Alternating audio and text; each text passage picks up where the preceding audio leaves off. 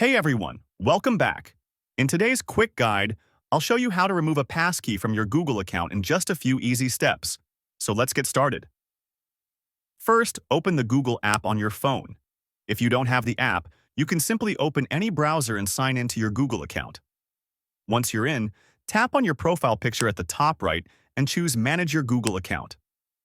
Now swipe over to the Security tab. Here, look for the section called How You Sign Into Google. Tap on Passkeys or Passkeys and Security Keys, depending on what your device shows. You'll now see all the passkeys linked to your account. Find the one you want to remove. Usually it's named after your device.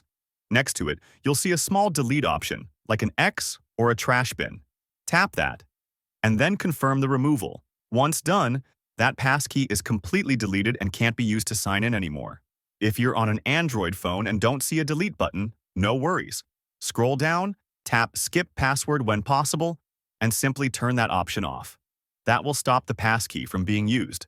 And that's all you need to do. Super quick and super easy.